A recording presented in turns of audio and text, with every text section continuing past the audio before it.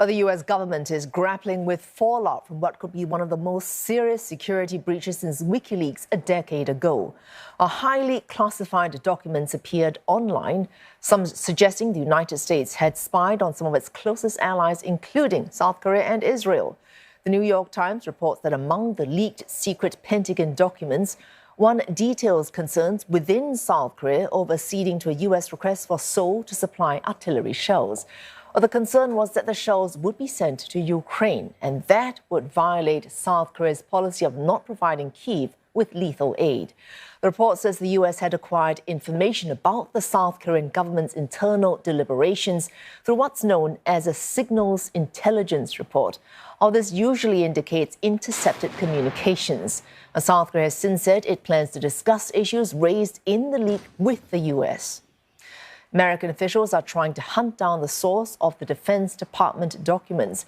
There are suspicions it could have originated from within the U.S. or an ally. Officials also say they're not ruling out the possibility of Russia or pro-Russian elements being responsible. But when probed, the Kremlin argued that there has been a general tendency to put the blame on Russia.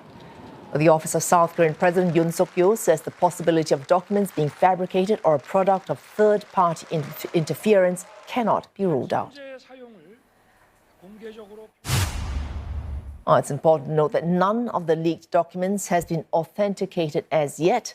Let's get reaction to this. We're joined by Lim Yoon-suk in Seoul. And from Washington, D.C., we're getting an update from Kate Fisher. Let's start with Yoon-suk first. Yoon-suk, we've heard initial reactions so far from the South Korean government. How else have they reacted to this? Well, today there was really no official reaction from the South Korean side, but a senior government official did tell reporters that South Korea was not yet able to determine if this report was true or not. And so the first thing that it had to do was that. And then, if needed, South Korea would then seek appropriate measures from the United States. But the main opposition party here was quick to release a reaction, saying that the presidential office should immediately demand clear and precise information from Washington, saying that if this report was true, then it would be an action that can never be acceptable between allies of 70 years, as this was an infringement on sovereignty and diplomatic foul play that breaks bilateral trust.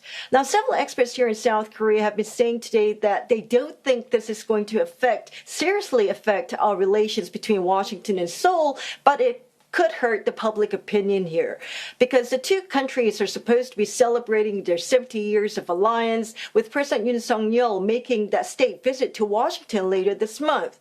And also, I spoke to some South Koreans out in the street today, and many were asking, why would the United States want to spy on one of its closest allies, South Korea? Doesn't this mean that Washington doesn't trust Seoul, despite both countries continuously saying, how their alliance was ironclad, because this is a term used both by the United States and South Korea when describing bilateral relations. And so I think a lot of South Koreans would like to know whether President Yoon Suk-yeol will be bringing up will have this on this agenda when he visits Washington later this month. For more on this story, Kate Fisher joins us live now. She joins us from Washington, D.C. Kate, the White House is clearly in damage control mode over this. How are they going about actually resolving the crisis, though?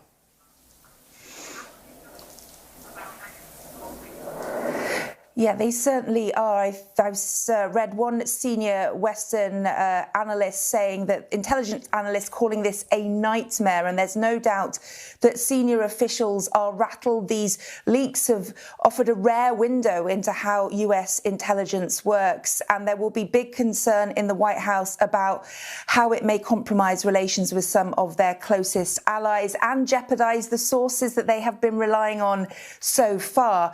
The Pentagon has said that it has launched its own investigation into this, what they're describing as an interagency effort. The White House has also announced that the Department of Justice has announced it's doing its own investigation into whether these leaks originated here in the US, and if not, where did they come from? One of the big concerns the White House has is how fresh these leaks are. These are from the last 40 days or so. So not only is the intelligence intelligence that they reveal fresh, but it also means that these leaks have been relatively recent and they want to get on top of where and how they have come.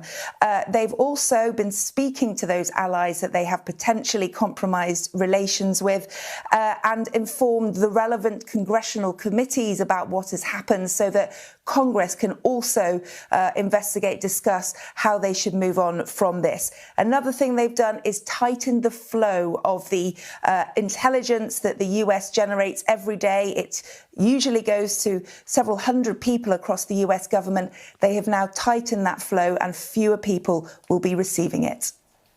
All right, Kate, thank you for that. Kate Fisher there reporting live for us from Washington, D.C.